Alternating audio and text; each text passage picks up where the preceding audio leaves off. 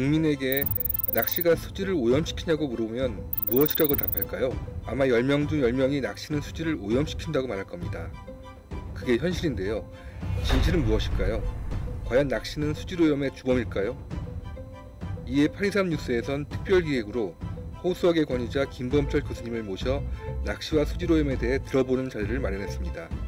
이 영상을 통해 낚시와 수질 오염 논란에 대한 종지부를 짓겠습니다.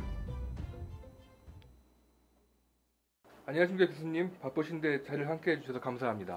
네, 반갑습니다.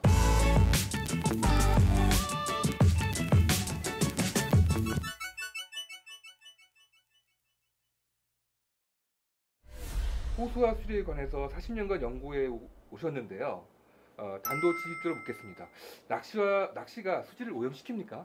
거의 영향이 없다고 볼 수가 있습니다. 물론 낚시 미끼가 들어가면은 수질에 영향을 있을 수 있지만 그 기여하는 기여도가 매우 작습니다. 주 원인은 생활 하수 그리고 농경지의 그 퇴비 유출 이런 것들이 수질 악화의 주 원인입니다. 그럼 낚시가 수질에 미치는 영향이 적다고 하셨는데 한 어느 정도인가요? 제가 여러 호수에 대해서 계산을 해봤는데 낚시가 많이 이루어진다고 해도 한 0.1% 그러니까 1%를 넘는 경우가 드뭅니다. 1%가 안 넘는다고요? 예. 그럼 99%는 낚시 외의 원인에 의해서 수질 오염이 되고 그렇죠. 나머지 1% 이하가 낚시로 인해 수질에 오염이 되는 거군요. 예, 그렇죠. 상황이 이런데 실제로 수질을 오염시키는 원인은 아까 몇 가지 얘기하셨는데 어떤 것이 많이 수질을 오염시키고 있습니까? 예, 도시가 있는 경우에는 생활 하수 또 특히 그 하수 처리를 거치더라도 하수 처리장에서 방류되는 물도 그 인이 함량이 높아요.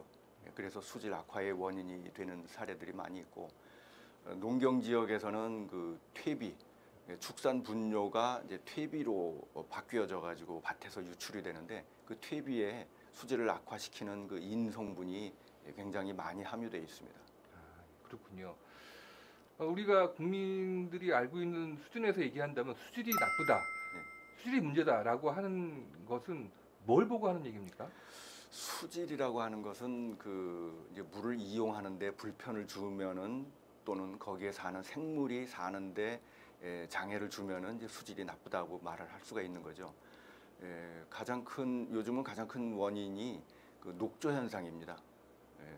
과거에는 그 하수가 많이 배출돼 가지고 산소 고갈이 일어나는 경우가 많았는데 산소 고갈은 요즘은 우리나라에서는 이제 굉장히 드물어졌고 녹조 현상이 물을 이용하거나 또는 수중 생물이 사는 데 장애를 주는 가장 큰 원인이죠.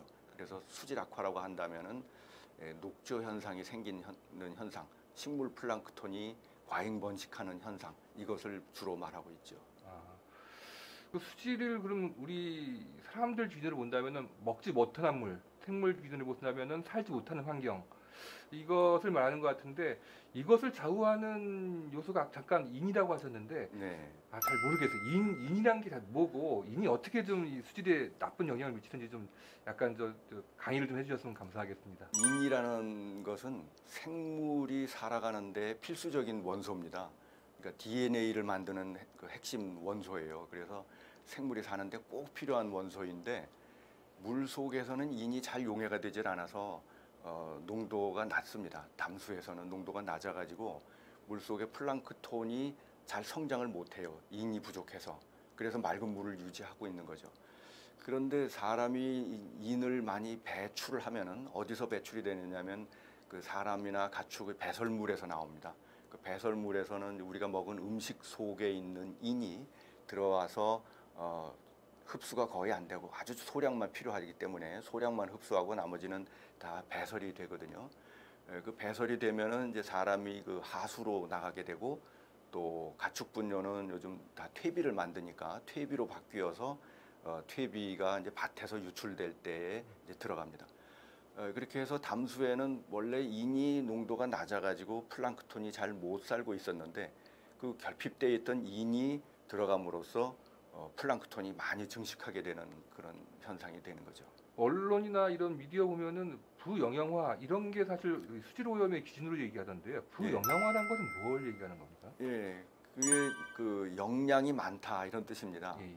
그 원래 이제 영어로 eutrophication이라는 단어가 이제 시작인데 eu는 많다는 뜻이고 트러프가 영양이라는 뜻이에요. 그래서 영양이 많다라는 뜻이 되니까 일본에서 그것을 한자 말로 번역을 할 때 그 많다는 것을 부라는 번역을 했고 그다음에 영양을 붙여서 부영양 이렇게 번역을 했습니다. 그러니까 뭐냐면 물에 인이 많아져 가지고 영양분이 많아져서 플랑크톤이 많이 성장한다. 그러니까 농작물에 우리가 그 비료를 주면은 작물이 잘 자라는 것과 똑같습니다. 그러니까 물 속에 비료를 준다 이렇게 생각하면 되죠. 플랑크톤의 성장이 잘 되도록 비료를 주는 셈이다. 그런 뜻이죠. 말씀을 들어보니까 실제로 이 대다수 국민들이 수질이 나쁘다, 오염된다라고 하는 거에 대해서 잘 모르고 있었는데 지금 방금 교수님의 얘기를 들으니까 수질이란 것은 이런 것이고 수질 오염이란 것은 이런 것이다 확실히 알게 됐는데요. 결국 수질 오염의 기준은 인이군요, 그렇죠? 사람 몸에서 배출되는. 예.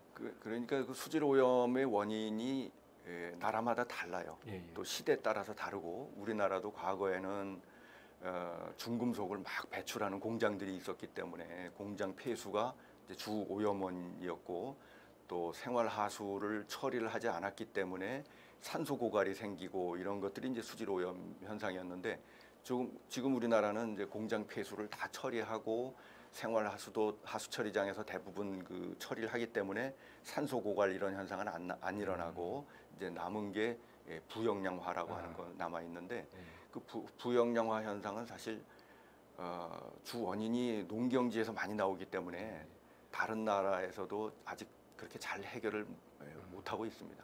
부영양화된 호수들이 많습니다. 올해 올봄에 평택호가 예. 낚시로 인한 수질 오염을 방지하기 위해서 대부분의 구간을 낚시금지 구역을 묶었거든요. 교수님께서는 제가 알기로는 평택호 수질 조사를 좀 하신 것으로 알고 있는데 평택호의 주 수질 오염원은 무엇입니까? 평택호에 대해서는 그 최근에 보고서가 나온 게 있습니다. 예, 그 경기도에서 나온 보고서인데 그 보고서를 보면은 수질 오염의 주 원인이 이제 하수처리장 그 유역에 인구가 많기 때문에 하수처리장에서 방류되는 물이 인을 충분히 제거하지 않아서 그게 제일 그 큰 원인이 되고 있습니다.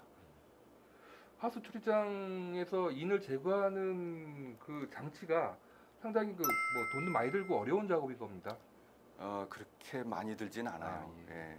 그러니까 하수의 인 농도가 한 1mg/L 정도 되는데 호수 부영양화를 막으려면 0.03mg/L 그 이하로 낮춰야 되거든요. 실제로 미국이나 이런 다른 선진국에서 많이 하고 있어요.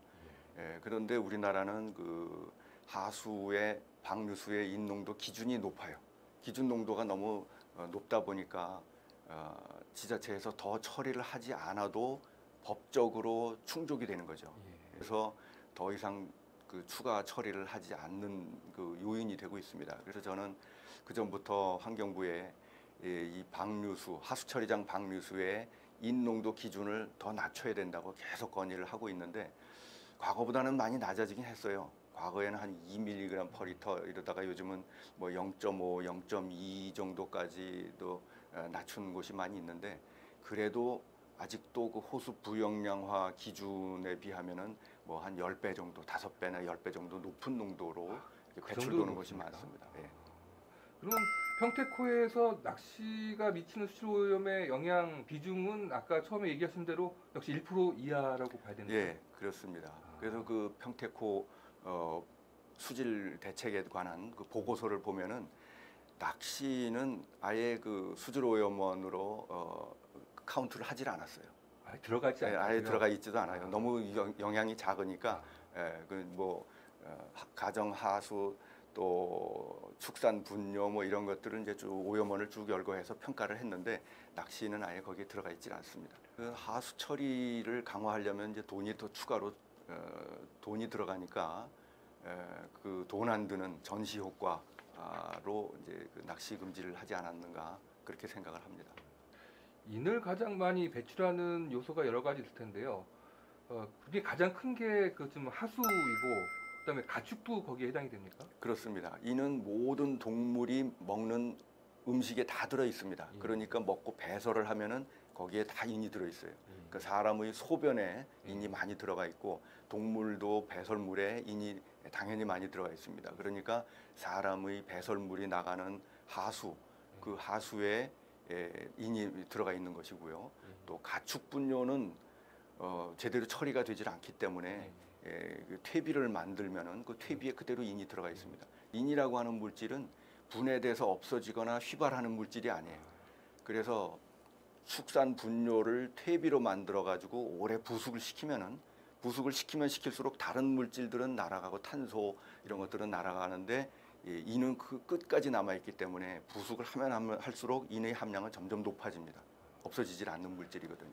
소 이런 돼지의 분뇨가 그런 수질에 나쁜 영향을 미친다는 것은 이번에 알았습니다. 이 소 한 마리가 그 낚시인하고 비교한다면 어느 정도의 어떤 그런 인 배출 효과가 차이가 날까요?